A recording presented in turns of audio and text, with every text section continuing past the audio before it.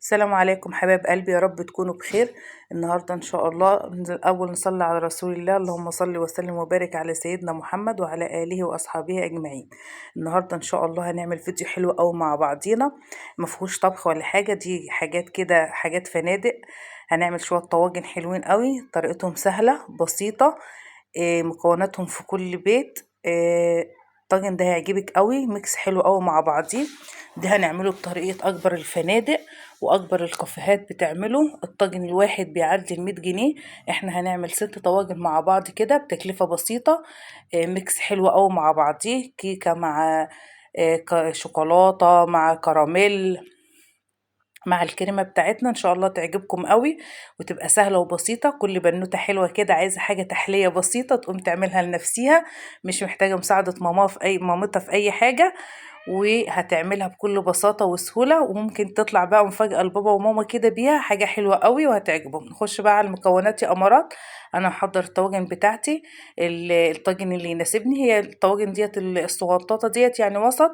بتبقى حجمها معقول، يا دوب يكفي الفرد كده وما يتبقاش منها. هركن بقى الطواجن بتاعتي على جنب، وهجيب بقى مكوناتي السهلة البسيطة اللي معايا دي. انا معايا نص كوبايه من كل، هي الكوبايه المعيار بتاعي. اي كوبايه بقى عندك هي المعيار. انا كوبايتي دي، الكوبايه ديت في كل البيوت. هاخد نص كوبايه لبن، نص كوبايه زيت، نص كوبايه سكر، نص كوبايه دقيق، معلقه ونص كاكاو خام، بس نكون يعني نخلينه عشان بيبقى فيه تكتلات. بيضه واحده، واحده فانيليا، كيك شيف او بيكنج باودر هناخد منه معلقه كبيره بس، وذرة ملح صغيرة. كده كل المكونات سهلة وبسيطة اهي، وكميتها بسيطة قوي. يعني شوفي، بنص كوباية دي هنعمل 6 طواجن دول. أول حاجة بقى هنعملها معانا في الخطوات بتاعتنا، هنجيب الطبق بتاعنا وهننزل بالبيضة زي ما احنا شايفين كده. طالما حطينا بيض يبقى نحط بقى الفانيليا. هاخد الفانيليا بتاعتي، واحد فانيليا اضربها مع البضاية ونقلبهم مع بعضيهم كده بالمضرب. سهلة ومش هتاخد منا أي صعوبة. هننزل بقى بالمواد السائلة بتاعتنا. هننزل بقى على البيضة والفانيليا بنص كوباية اللبن بتاعتنا.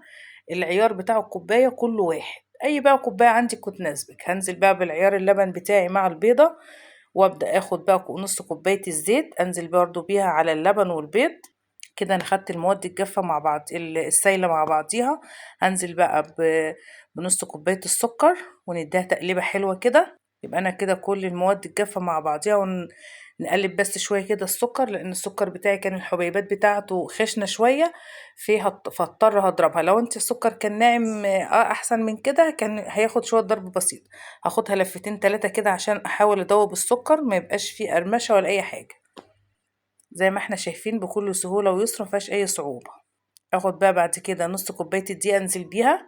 انا طبعا نخلة الدقيق بتاعي، وابدأ بقى انزل معاه بذرة الملح الصغيرة دي على الدقيق. واجيب الكيف شيف دوت، او هنجيب بيكنج باودر، يا ده يا ده الاتنين، محسن الكيك او البيكنج باودر واحد. هناخد معلقة كبيرة منه بس، وهنقفل الكيس كويس وبعد كده نشيله. هاخد بقى معلقة ونص كاكاو خام، بس اهم حاجة برضو نكون نخلينه، لان الكاكاو الخام بيبقى فيه تكتلات كده، فما تعملش معانا اي تكتلات معانا واحنا بنضرب. كده كل مكوناتي خلصت، كده الكيكة بتاعتي خلصت خالص ومكوناتها خلصت. ايه رأيكم بقى في السهولة والمكونات البسيطة دي؟ مقادير سهلة وما خدتش مني اي وقت ولا مكلفة. كده الكيكة بتاعتي خلاص خلصت بعد ما قلبتها كده وظبطتها تمام معايا، مش محتاجة بقى اي حاجة. الحمد لله كده ما خدتش مني اي وقت ولا اي مجهود. خلصتها. هجيب بقى الطواجن بتاعتي، تكون العجينة بتاعتي كده لا هي جامدة قوي، سايلة متوسطة كده، تقدر تشيلها بالمضرب تنزل منك كده سايل. هنجيب بقى الطواجن بتاعتي وابدأ اوزع الخليط بتاعي اللي انا عملته متساوي. ممكن بقى انا بصراحة اعمله بالنظر، لكن انت ممكن تجيبي مكيال او معلقة معيارية، تاخدي من في كل مثلا طاجن معلقتين. انا هبدأ مثلا احط في الطاجن ربعه بقى، لان احنا هنعمله اجزاء. الكيكة بتاعتي دي هتبقى هنوزعها كده بالنظر، كل مثلا طاجن فيه معلقتين تلاتة من الصغننة. ما كانش انت ممكن عشان تبقى كله مظبوط قد بعضه تجيبي معلقة معيارية وتحطيه، او بالمعلقة معاكي كده، او بفنجان صغنن وتعايري. انا هحطه كده، هحط ربع تقريبا ربع الطاجن، لان هسيب مساحة في الطاجن ان هي يبقى ربعه السايل بتاعي، والربع التاني لما هتستوي الكيكة هتنفش وتبقى تاخد النص بتاعه التاني ده، والنص التاني يبقى الكريمة. يبقى نص الطاجن كيكة، والنص التاني كريمة مع الشوكولاتة والكراميل والحاجات اللي هنحطها عليه ان شاء الله. بس كده انا خدت كل الخليط بتاعي ووزعته في 6 طواجن بنفس الشكل دوت. انا طبعا مولعه الفرن سابق التسخين مسخناه، واحطه على درجة حرارة 180، وهحطه في الرف الاوسط. هو ان شاء الله هياخد معايا كده حوالي نص ساعة. طبعا انت بتعمل له اختبار بشوكة او بخلة تشوفي الكيكة استوت ولا لا. انا كده هدخله الفرن واسيبه لحد ما تستوي معايا الطواجن ونبدأ نطلعها. لازم تكون الكيكة مستوية معايا وهشة، وان شاء الله تبقى كويس، وبتختبريها بالخلة. انا طلعت كده الطواجن بتاعتي وسبتها نص ساعة بردت زي ما احنا شايفين. انا عارفة امسك الطاجن مش سخن ولا اي حاجة. هبتدي كده اجيب الطواجن بتاعتي. شايفين ما شاء الله الكيكة هشة زادت النص ازاي، يعني هي كانت مش باينة في القاع ربعه، دلوقتي ما شاء الله ملت الطاجن ازاي. هبدأ بقى اجيب شوكة معايا. انا طبعا اختبرتها ولقيتها مستوية وتمام التمام. هجيب معايا شوكة، شوف بتطلع بكل سهولة ومستوي جدا. هي بالظبط قعد نص ساعة في الفرن. هبدأ بقى بالشوكة كده واعمل له فتحات في الكيكة. الكيكة ما شاء الله هشة وحلوة قوي ومستوية، ما خدتش مني اي مجهود. هبدأ كده بالشوكة واخرم في الطاجن. وهجيب عبال ما اجيب معايا كوباية لبن ساقع او نص كوباية كده، هي مش هتاخد كوباية. ابتدي احط في كل طاجن معلقتين 3 كده لبن نسقي بيها. بعد ما خلصت التخريم بقى هجيب اللبن بتاعي وابتدي اسقي كده الطواجن. كل طاجن احط له من دي المعلقة دي صغيرة، احطها مثلا 3 4 معالق. الحاجات ديت يعني مش هنقول يعني مش لها مقادير، يعني نسقي كده علشان الكيكة بتاعتنا تبقى طرية، وفي نفس الوقت الحليب بيديها طعم حلو. نسقي بقى كل الطواجن بتاعتي كده. يعني بالظبط خدت مني معايا حوالي نص كوباية برضو، 3 4 معالق كده في كل طاجن. والله يا جماعة بجد هيعجبكم جدا، اتمنى ان انتوا تجربوه. هيوفر لكم كتير قوي. تحلية سهلة وبسيطة ومش مكلفة خالص. كده خلاص انا خلصت سقيت الطواجن معايا. هاخد بقى الطواجن كده اركنها وابتدي اعمل لها بقى الكريمة. خطوات الكريمة برضو سهلة وبسيطة. هنبتدي بقى نجيبها مع بعضنا ونعملها. انا كده هركن الطواجن كده خلصتها. هجيب بقى الكريمة بتاعتي. اجيب حلة تحط على النار. هناخد كل المكونات بتاعتي على البارد. هحط كوبايتين لبن حليب، اي نوع لبن. لبن مثلا معلبات، لبن اللي هو كامل الدسم، لبن اللي هو الجاموسي عادي خالص، مش هتفرق نوع اللبن. اي لبن عندك هنستخدمه. هنحط كوبايتين لبن حوالي مقدار برضو، لو بالكيلو يبقى نص كيلو. تمام كده. هناخد بقى معانا على اللبن دوت على البارد معلقتين كبار سكر حبيبات عادي. ادي هنحط معلقتين مثلا نشا، معلقتين كبار برضو نشا، معلقتين كبار دقيق. ممكن نبدل النشا بالدقيق والدقيق بالنشا. يعني مثلا لو ما عنديش نشا احط 4 معالق دقيق، عنديش دقيق وعندي نشا احط 4 معالق نشا، عندي ده احط معلقتين دقيق ومعلقتين نشا. وهنحط نص معلقة قهوة سريعة الذوبان، دي بتدي طعم حلو قوي. وخلاص كده كل المكونات الكريمة بتاعتي اللي على البارد خلصت. هديها تقليبة بقى كويسة قوي عشان ادوب السكر والدقيق والنشا مع بعضيهم، ما يعملوش تكتلات معايا وهي على النار.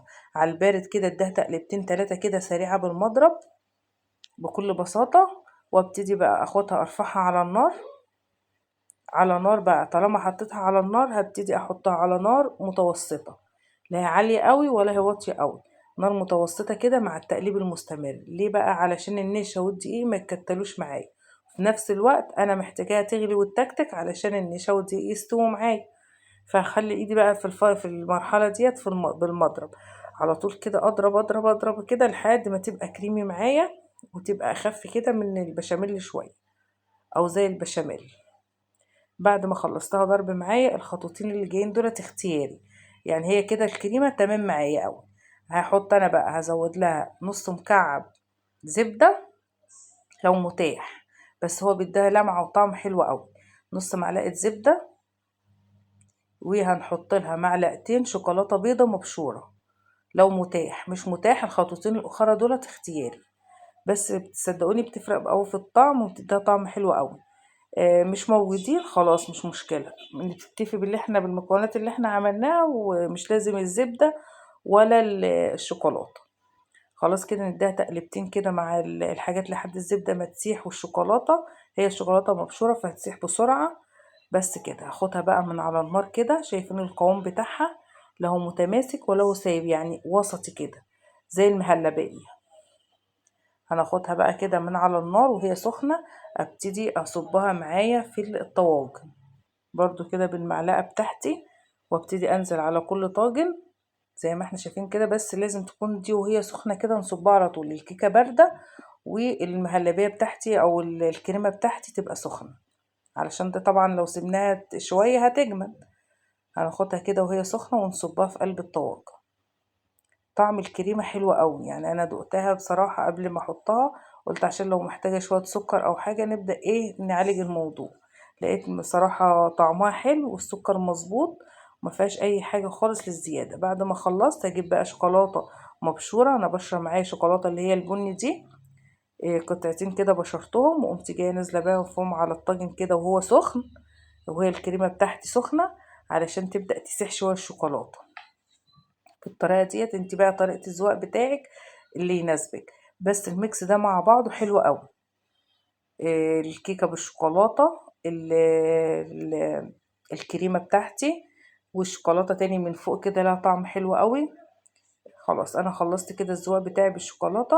هبتدي بقى اجيب صوص الكراميل. صوص الكراميل بقى بيدي مع الميكس دوت حلو قوي شكل وطعم، يعني انا من الناس اللي بتعشق صوص الكراميل انا وبنتي. هناخد بقى الكراميل كده ونبتدي ننزل عليه. انت ممكن تجيبي صوص شوكولاته، بس احنا كده كده حاطين الشوكولاته. صوص المربى، اي صوص الكراميل، انا كده كده بعمل بالكراميل. النوتيلا، صوص النوتيلا بيبقى حلو قوي برضو، بيدي ميكس حلو قوي مع بعضيه.